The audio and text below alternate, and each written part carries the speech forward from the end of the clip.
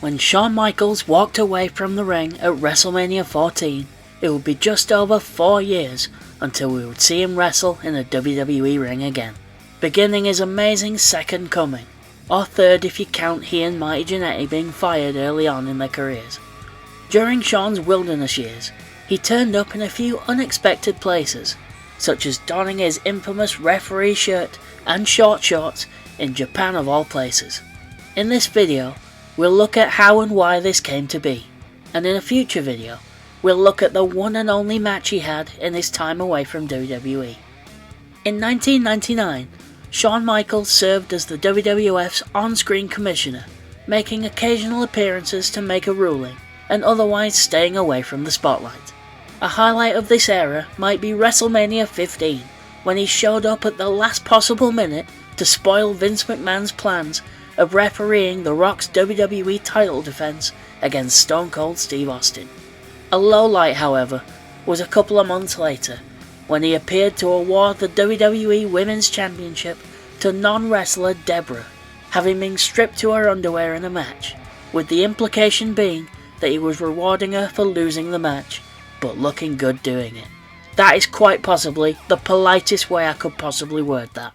To shed a bit of light on Shawn's contractual status at the time, in mid-November, Dave Meltzer reported in the Wrestling Observer that Shawn was still on WWE's payroll. Said Dave, "At some point, probably not soon, Shawn Michaels will inevitably be brought back, since at this point they're paying him $15,000 a week for basically doing nothing." There was internal talk about releasing him, figuring that if he went to WCW, the problems he'd cause there internally, with he and Hart in the same company, not to mention the inherent problems since Michaels and Russo had their problems towards the end in WWF, actual quote by the way, would be to WWF's benefit. In late 99, Shawn was on one of his periods away from his commissioner role, and so was free to appear at FMW's 10th anniversary event at Yokohama Arena on November 23rd. Frontier Martial Arts Wrestling is notable for hosting many of the craziest death matches ever, including the famous Terry Funk vs Atsushi Onita exploding barbed wire death match. According to the Wrestling Observer issue from after the event, the promotion wanted to go all out to make their 10th anniversary event a special one. They brought in Balls Mahoney, Jazz, Tommy Dreamer and Raven from ECW, with whom they had a long-standing working relationship. They also presented the tag team reunion of Terry and Dory Funk Jr., who hadn't wrestled together in the country since competing in All Japan in 1987.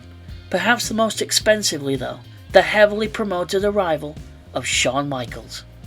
While Shawn was in Japan, a press conference was held both to promote the event and also to announce the alliance between FMW and the Texas Wrestling Academy, of which Shawn was the founder.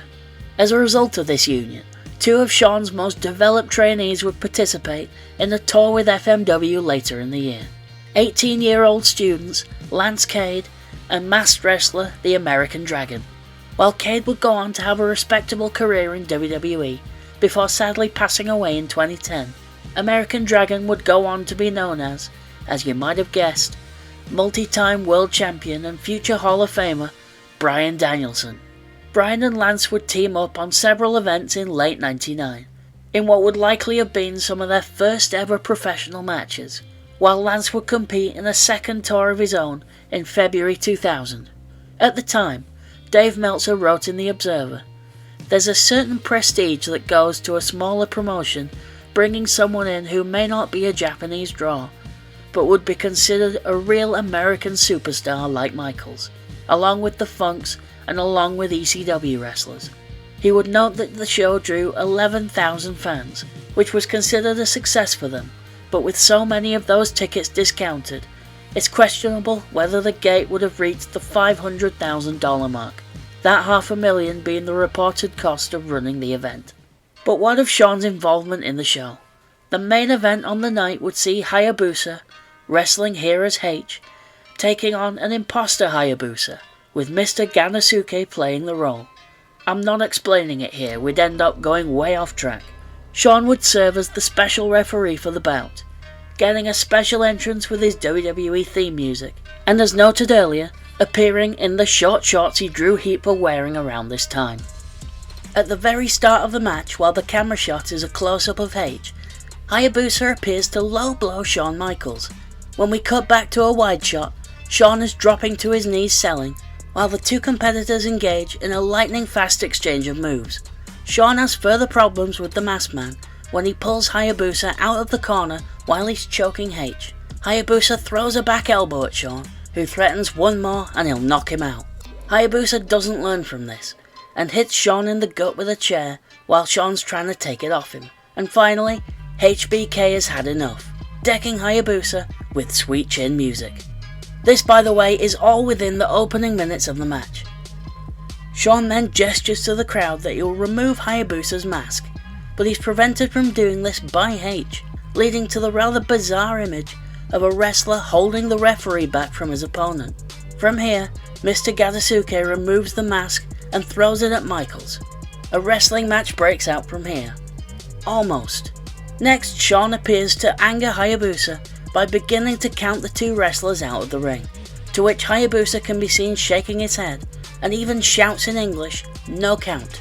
When Shawn counts again, the two have a heated looking exchange in the ring, where Hayabusa can again be heard shouting, "No count, Shawn."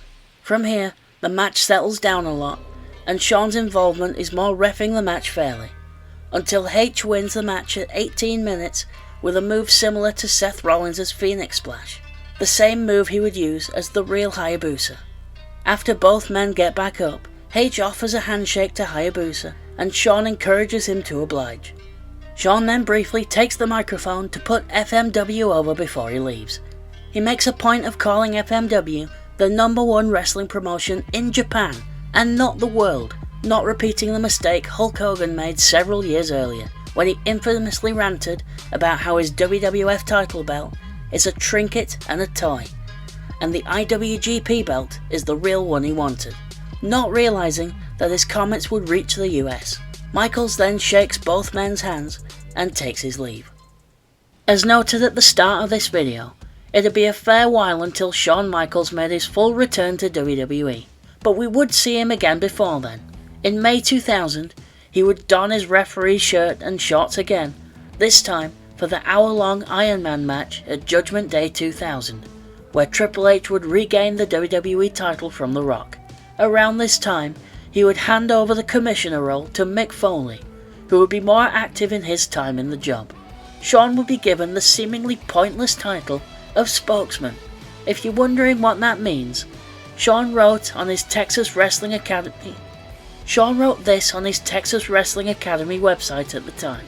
From a television character position, it's a person who can step in for Linda McMahon and lay the law down on Vince, Triple H and company.